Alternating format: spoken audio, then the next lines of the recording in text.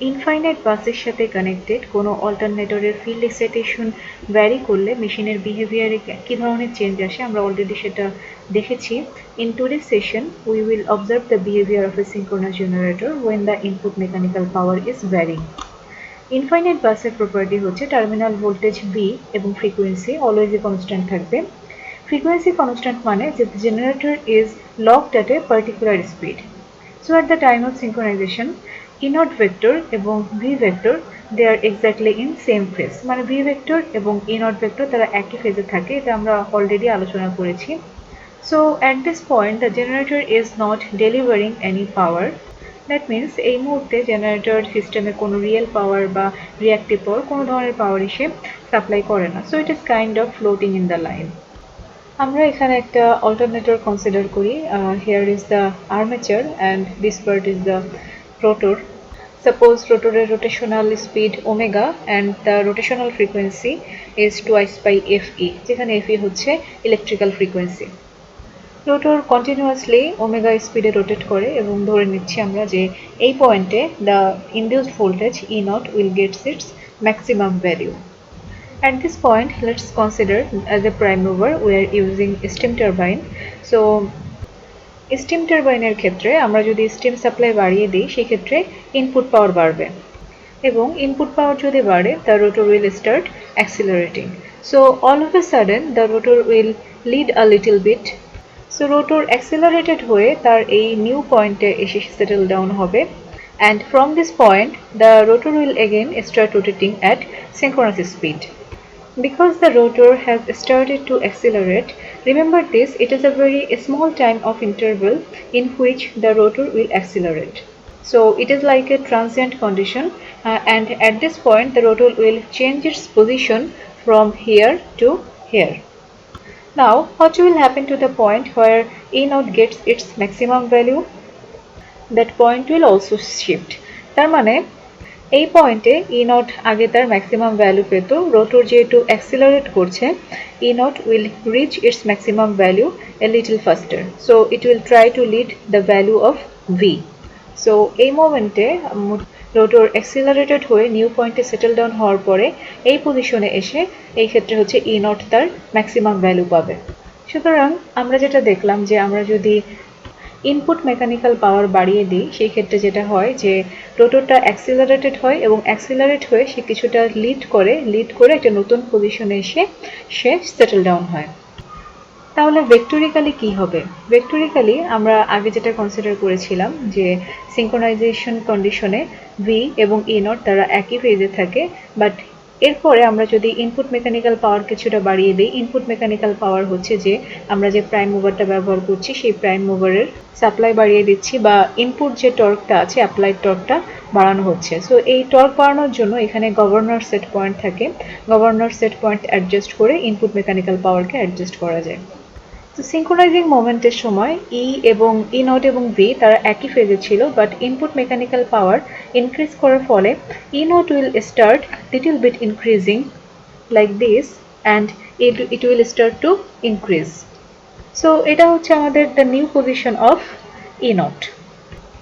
সময়ের সাথে সাথে E naught will slowly goes like this and at one point it will reach its steady state condition. So এটা হচ্ছে আমাদের ই naught ভেক্টরের নতুন পজিশন বা তার new steady state position.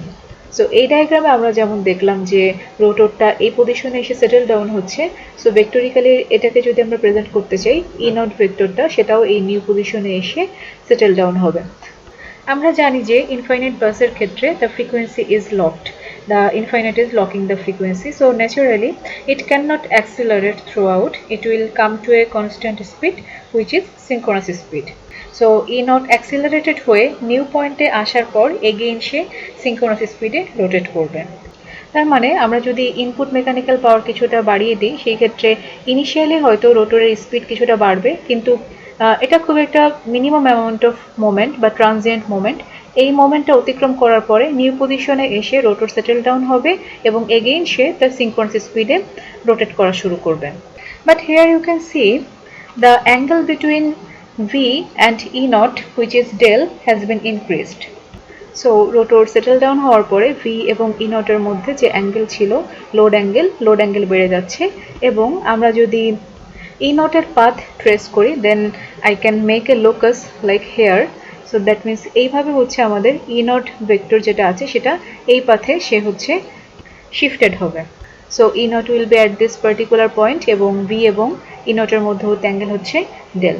So এই মোমেন্টে আমাদের real power P generated it will be 3 E naught V sine del divided by XS. তো এই ক্ষেত্রে যেহেতু আমাদের অ্যাঙ্গেল ডেলটা ইনক্রিজ হচ্ছে সো জেনারেটেড পাওয়ার বা রিয়েল পাওয়ার সেটাও বেড়ে যাবে। Initially alternator was not supplying any power but mechanical torque যদি বাড়ানো হয় ডেল্টা বাড়বে এবং পিজিও সেই ক্ষেত্রে বেড়ে যাবে। মোট কথা ইনপুট বাড়ালে আউটপুট রিয়েল পাওয়ার বাড়বে। When the input power and output power will balance each other, the machine will rotate in synchronous speed again. এবং এই স্টেডি স্টেট কন্ডিশনে আমরা ভেক্টর ডায়াগ্রামটা অ্যানালাইজ করতে চাচ্ছি। এখানে অলরেডি আমরা আগের সেশনে দেখেছি যে এই সিঙ্ক্রোনাস রিঅ্যাক্টেন্স তার অ্যাক্রসে যে ভোল্টেজ ড্রপ ইএক্স সেটাকে যদি আমরা ম্যাথমেটিক্যালি প্রকাশ করতে চাই ইট will B EX is equal to E naught minus V, বা এই জিনিসটাকে ইকুয়েশনটাকে আমরা ফার্দার এইভাবে লিখতে পারি that is E not plus minus V. So at this point I am taking minus V vector. That means হচ্ছে যে ই নটের সাথে যদি মাইনাস ভি ভেক্টরকে আমরা যোগ করি সেই ক্ষেত্রে আমরা ইএক্স পাবো। সো এক্ষেত্রে যেটা করা হচ্ছে ই নটের সাথে এই যে মাইনাস ভি ভেক্টরটাকে আমরা যোগ করছি, যোগ করলে এদের আমরা যে রেজাল্টেন্ট ভেক্টর পাচ্ছি সেটাই হচ্ছে EX. Now if we want to draw the vector IA will be 90 degree lagging of EX কারণ IA কারেন্টটা সেটা হচ্ছে পিওর ইন্ডাক্টর EX এর মধ্যে দিয়ে ফ্লো হচ্ছে, so obviously IA will be 90 degree lagging of EX। So এই ক্ষেত্রে আমরা এই পজিশনে IA কারেন্টটাকে ড্র করছি and its direction will be like this one। যখন আমরা ফিল্ড এক্সাইটেশন চেঞ্জ করেছিলাম আমরা আইএ কারেন্টের শুধুমাত্র সাইন কম্পোনেন্টই পেয়েছি, বাট এই ক্ষেত্রে you can see the IA has some cosine or active component also. কারেন্টের অ্যাক্টিভ কম্পোনেন্ট আছে মানে the generator is generating active or real power. So জেনারেটরের অ্যাক্টিভ পাওয়ার কিভাবে জেনারেট করা যায়, it is only by increasing the torque applied to the generator। so governor mechanism adjust করে আমরা আসলে আউটপুট রিয়েল পাওয়ারকে ইনক্রিজ করতে পারি। So if we want to conclude we can say যদি এক্সাইটেশন বাড়ানো হয় সেই ক্ষেত্রে রিঅ্যাক্টিভ পাওয়ার সাপ্লাই বাড়বে, ফিল্ড এক্সাইটেশন কমানো হলে রিঅ্যাক্টিভ পাওয়ার সাপ্লাই কমে যাবে বা মেশিন তখন কি করবে রিঅ্যাক্টিভ পাওয়ার অ্যাবজর্ব করবে। আর যদি আমরা মেকানিক্যাল টর্ক বাড়াই সেই ক্ষেত্রে অ্যাক্টিভ পাওয়ার জেনারেশন বেড়ে যাবে এবং মেকানিক্যাল টর্ক যদি কমানো হয় সেই ক্ষেত্রে জেনারেটরের অ্যাক্টিভ পাওয়ার জেনারেশন বা সাপ্লাই কমে যাবে। তো এটা ছিল আমাদের সিম্পলিফাইড এক্সপ্লেনেশন। আমরা এর পরবর্তীতে ফেজর ডায়াগ্রামের মাধ্যমে আরেকবার এক্সপ্লেন করব। অলরেডি আমরা মেনশন করেছি যে at the point of synchronization output power which is delivered by the generator is almost zero. That means at that time the generator will be floating in the line. It will neither delivering any active power nor any reactive power. But যদি আমরা strictly বলি there is a very small amount of active power which is supplied by the generator while connected in parallel with infinite bus। তার কারণ হচ্ছে যে অল্টারনেটরকে যখন infinite বাসের সাথে প্যারালালি কানেক্ট করা হয় ওই মোমেন্টে আসলে তার নো লোড ফ্রিকোয়েন্সি ইনফাইনাইট বাসের ফ্রিকোয়েন্সি থেকে কিছুটা পরিমাণ বেশি রাখা হয় এবং পরবর্তীতে কানেকশন দেওয়ার পরে এই ফ্রিকোয়েন্সিটা ইনফাইনাইট বাসের ফ্রিকোয়েন্সির সাথে সেটেল ডাউন হয়ে যায় এবং অল্টারনেটরের ফ্রিকোয়েন্সি এবং ইনফাইনাইট বাসের ফ্রিকোয়েন্সি এগেইন সেম হয়।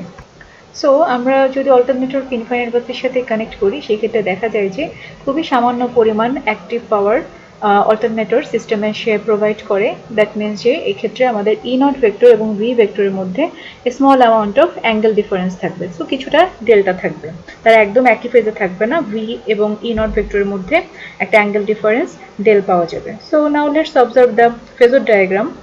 Here is our V vector and let's have a very small angle difference between V and E naught. So এই ক্ষেত্রে আমরা একটা small angle difference এই ক্ষেত্রে ড্র করেছি which is delta 1। যেহেতু খুবই small amount of power deliver হয় naturally there will be a small load angle delta between V and E naught. But এই কন্ডিশনে the magnitude of V and E naught is same. Excitation যেহেতু change করা হচ্ছে না the magnitude of E naught will always be equal to V. So এই ক্ষেত্রে আমাদের ই not এবং ভি তাদের কিন্তু অ্যাবসলিউট যেটা ম্যাগনিটিউড কিন্তু সেমই থাকছে, এবং ফিল্ড এক্সাইটেশন যেহেতু আমরা কনস্ট্যান্ট রাখছি, ই নটের ম্যাগনিটিউড কিন্তু অলওয়েজই সেম থাকবে, যেটা কিনা ভি এর সমান। So we can plot A line as a locus where E naught will remain constant. So আমরা এখানে একটা লোকাস ড্র করেছি যেখানে ই নট ভেক্টরের ম্যাগনিটিউড ভি এর সমান থাকবে, এবং এই অবস্থায় এই যে ভেক্টরটা এখানে ড্র করা হয়েছে এটা হচ্ছে জে আই এ এক্সেস, এবং এই মোমেন্টে আমরা যে আর্মেচার কারেন্ট পাই, আর্মেচার কারেন্টের ম্যাগনিটিউডও এই ক্ষেত্রে কম থাকবে। সো কারেন্ট ভেক্টরটা এখানে ড্র করা হয়েছে যে জে আই এ এক্সেস এর সাথে 90 ডিগ্রি অ্যাঙ্গেল মেনটেন করে এটাকে আমরা ড্র করেছি, and the direction will be like this. That means এই অবস্থায় আমরা দেখতে পাচ্ছি যে IA কারেন্টটা V থেকে সামান্য পরিমাণ লিডিং কন্ডিশনে আছে। Here you can see the vertical component of E naught, which is E naught sin del. It is very small, which is proportional to the active power.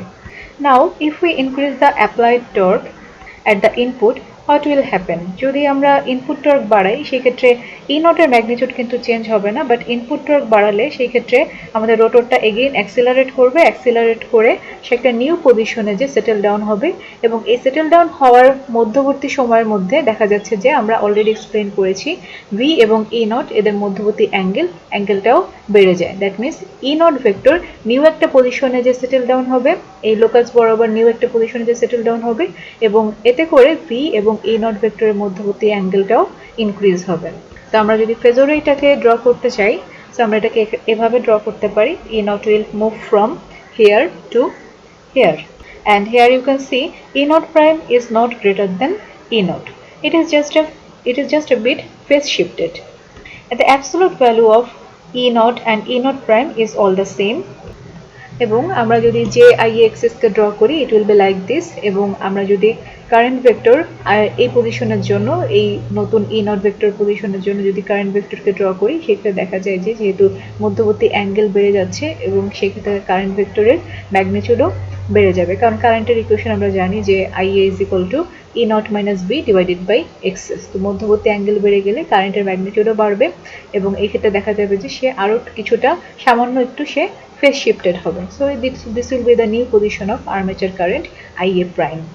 এবং এটাকে আরও একভাবে এক্সপ্লেন করা যায়, সেটা হচ্ছে যে আমরা দেখলাম যে যেহেতু ই নট ভেক্টরের পজিশনটা এক্ষেত্রে নতুন একটা পজিশনে সেটেল ডাউন হয়েছে এবং অ্যাঙ্গেল ডেল্টা বেড়েছে, সো অবভিয়াসলি রিয়েল পাওয়ার বা অ্যাক্টিভ পাওয়ার সেটাও বাড়বে। আর আমরা আরেকটা ইকুয়েশন জানি যে P is equal to V I A cos phi. So এই ক্ষেত্রে যদি আমরা রিয়েল পাওয়ারকে বাড়াতে চাই, যেটা কিনা অ্যাকচুয়ালি বেড়ে যাচ্ছে, তার বাড়া মানে হচ্ছে যে অবশ্যই এই কারেন্ট ভেক্টর যেটা আছে তার কোসাইন কম্পোনেন্টের ম্যাগনিটিউডও বাড়তে হবে, আর এটা তখনই সম্ভব যদি কারেন্টের ম্যাগনিটিউডটা বাড়ছে। Now if we further increase the applied mechanical power, what will happen? আমরা সেক্ষেত্রে দেখব যে ইনপুট মেকানিক্যাল পাওয়ার যদি আরও বাড়ে তাহলে ই নট এবং ভি এদের মধ্যবর্তী অ্যাঙ্গেল আরও বেড়ে যাবে, এবং লোকাস বরাবর এই কোনো একটা পজিশনে যে সে আবার সেটেল ডাউন হবে। সো সেক্ষেত্রে মেকানিক্যাল পাওয়ার আরও বাড়ালে বা অ্যাপ্লাইড টর্ক যদি আমরা আরও বাড়াই গভর্নর সেট পয়েন্টের মাধ্যমে, সেক্ষেত্রে ই নট ডাবল প্রাইম পাচ্ছি আমরা এই পজিশনে, এবং এই পজিশনের জন্য যদি আমরা again armature current vector draw করতে চাই, we will get this amount of current, যেটা কিনা IA প্রাইমের থেকে অবশ্যই বেশি কারেন্ট। নাও ভেক্টরিক্যালি যদি আমরা পাওয়ারটা যদি বুঝতে চাই যে পাওয়ারটা কি রিয়েল পাওয়ার সাপ্লাই কিভাবে বাড়ছে সেটা যদি আমরা বুঝতে চাই, তাহলে এটাকে আমরা জাস্ট এই যে ভার্টিক্যাল যে কম্পোনেন্টগুলি আছে ই নট ভেক্টরের, সেই ভার্টিক্যাল কম্পোনেন্টগুলোকে আমরা এই যে মার্জিন আউট করে ফেললাম। সো যখন আমাদের এক্সাইটেশন যখন আমাদের মেকানিক্যাল ইনপুট পাওয়ার কম ছিল, সেক্ষেত্রে আমরা দেখেছি যে আমাদের এই যে ভার্টিক্যাল কম্পোনেন্ট আছে ই নট ভেক্টরের, তার ম্যাগনিটিউড কিন্তু কম, and we all know that the vertical component of E naught corresponds to active power which is generated by the alternator. So এই ক্ষেত্রে এতটুকু হচ্ছে পাওয়ার, রিয়েল পাওয়ার, যেটা কিনা আমাদের অল্টারনেটর জেনারেট করবে। পরবর্তীতে আমরা যখন ইনপুট টর্ককে বাড়িয়ে দিয়েছি, মেকানিক্যাল পাওয়ার বাড়ানো হয়েছে, আমরা দেখেছি যে ই নট ভেক্টর এই নিউ পজিশনে যে সেটেল ডাউন হয়, এবং এই ক্ষেত্রে যে ই নট ভেক্টরের ভার্টিক্যাল কম্পোনেন্ট আছে that is E naught sine del, সেটা বেড়ে যাচ্ছে, এবং করেসপন্ডিং অ্যাক্টিভ পাওয়ার সাপ্লাইয়ের পরিমাণও বেড়ে যাচ্ছে। এবং আরও যদি ইনপুট পাওয়ার বাড়ানো হয়, সেই ক্ষেত্রে দেখতে পাচ্ছি যে ই নট সাইন ডেলের ম্যাগনিটিউড আরও বেড়ে যাচ্ছে, এবং করেসপন্ডিং অ্যাক্টিভ পাওয়ার সাপ্লাইয়ের পরিমাণও বেড়ে যাচ্ছে। এবং অ্যাট দ্য সেম টাইম আমরা দেখেছি যে এই মেকানিক্যাল ইনপুট পাওয়ার বাড়ানোর সাথে সাথে আর্মেচার কারেন্টের ম্যাগনিটিউডও সে কন্টিনিউয়াসলি বাড়তে থাকে। সো এটাই হচ্ছে আমাদের ইনপুট মেকানিক্যাল পাওয়ার বাড়ানোর সাথে সাথে যে আউটপুট ইলেকট্রিক্যাল পাওয়ার বা অ্যাক্টিভ পাওয়ার সাপ্লাই বেড়ে যাবে তার এক্সপ্লেনেশন। সো এই ক্ষেত্রে আমরা আসলে কনক্লুড করতে পারি যে যদি ইনপুট মেকানিক্যাল পাওয়ার বাড়ানো হয় সেই ক্ষেত্রে আউটপুট কিলোওয়াট পাওয়ার বা অ্যাক্টিভ পাওয়ার সেটা বাড়বে। সো আমরা ইনপুট মেকানিক্যাল বা পাওয়ার বাড়ানোর সাথে সাথে অল্টারনেটরের বিহেভিয়ারের চেঞ্জ অবজার্ভ করলাম। এখন আমরা জাস্ট আরেকটা টপিক দেখব যেটা হচ্ছে হান্টিং। সিঙ্ক্রোনাস মেশিনের ক্ষেত্রে হান্টিং একটা common phenomena. Synchronous generator, synchronous motor both মেশিনের ক্ষেত্রে হান্টিং হয়ে থাকে। But the phenomena of hunting is not a very desirable phenomena. হান্টিংয়ের কারণে দেখা যায় যে অল্টারনেটর যখন ইনফাইনাইট বাসের সাথে কানেক্টেড থাকে সে সিমালটেনিয়াসলি বা স্মুথলি সে অপারেট করতে পারে না। সো হান্টিং জিনিসটা কি আমরা অলরেডি দেখেছি যে যখন আমরা অল্টারনেটরকে ইনফাইনাইট বাসের সাথে কানেক্ট করি ইনফাইনাইট বাসের যে ফ্রিকোয়েন্সি সেই ফ্রিকোয়েন্সিতে অল্টারনেটর অপারেট করতে থাকে। দ্যাট মিনস সিঙ্ক্রোনাস স্পিড অলওয়েজই ফিক্স থাকে। এটা আমরা অলরেডি একটু আগে আলোচনা করেছি।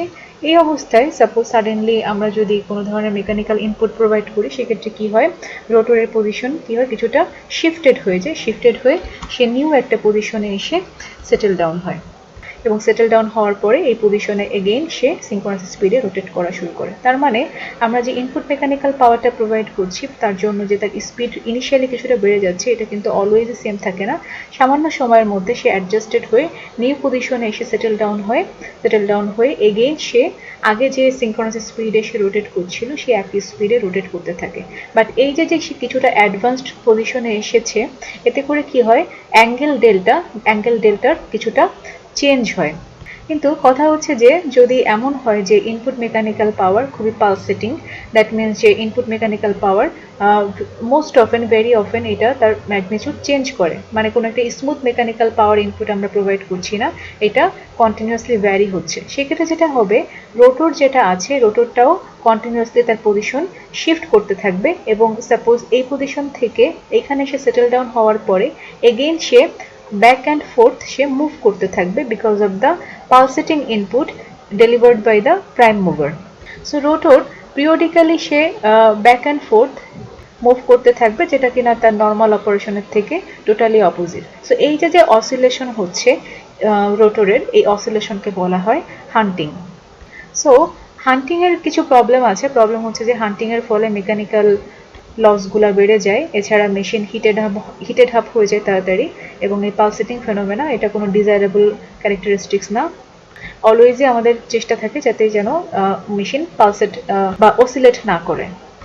সো এই যে হান্টিং কেন হতে পারে যদি আমরা যে প্রাইম মুভার ব্যবহার করছি সেই প্রাইম মুভারের যে আউটপুট পাওয়ার সেই দ্যাট মিনস অ্যাপ্লাইড টর্ক যদি স্মুথ বা ইউনিফর্ম না হয় যেমন অ্যাজ এ প্রাইম মুভার আমরা যদি কোনো ইঞ্জিন ব্যবহার করি সেই ক্ষেত্রে অনেক সময় দেখা যায় যে ইঞ্জিন যে আউটপুট পাওয়ারটা অল্টারনেটরে প্রোভাইড করে সেটা অনেক সময় স্মুথ হয় না এটা অনেকটা পালসেটিং হয়। এই পালসেটিং হওয়ার কারণে তখন এই অসিলেশন ফর্ম করে রোটরে এবং যেটাকে আমরা হান্টিং বলে থাকি। এছাড়া লোড যদি অ্যাব্রাপ্টলি চেঞ্জ করা হয় ভেরি ফ্রিকুয়েন্ট যদি আমরা লোড কম বেশি করি সেই ক্ষেত্রেও রোটর দেখা যায় যে এরকম অসিলেট করতে থাকে। সো এই যে হান্টিং এই ফেনোমেনাকে দূর করার জন্য যেটা করা হয় আর আমি যে ফেনোমেনাটা এখানে এক্সপ্লেন করলাম এটা হচ্ছে স্যালিয়েন্ট পোল রোটরের জন্য। স্যালিয়েন্ট পোল রোটরে হান্টিংটা বেশি দেখা যায় নন স্যালিয়েন্ট পোল রোটরে হান্টিং হয় না খুব একটা। সো এক্ষেত্রে যেটা করা হয় এই হান্টিং রিমুভ করার জন্য স্যালিয়েন্ট পোল রোটরের যে পোল ফেস আছে এই পোল ফেসে ড্যাম্পার ওয়াইন্ডিং প্রোভাইড করা থাকে।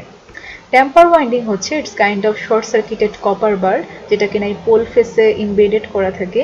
তো এখানে পোল ফেসে ড্যাম্পার ওয়াইন্ডিং দেওয়ার কারণ হচ্ছে হান্টিংয়ের কারণে the pole faces experiences phase shifting of the armature flux.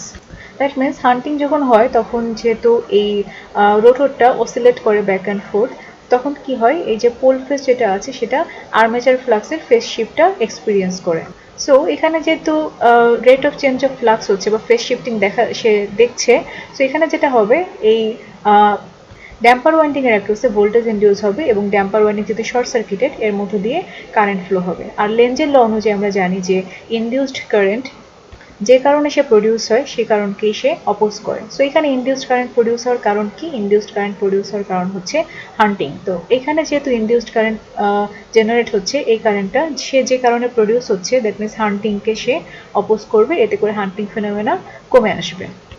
So এভাবে করে হচ্ছে স্যালিয়েন্ট পোল রোটরে ড্যাম্পার ওয়াইন্ডিং ব্যবহার করে হান্টিং ফেনোমেনাকে কমানো যায়।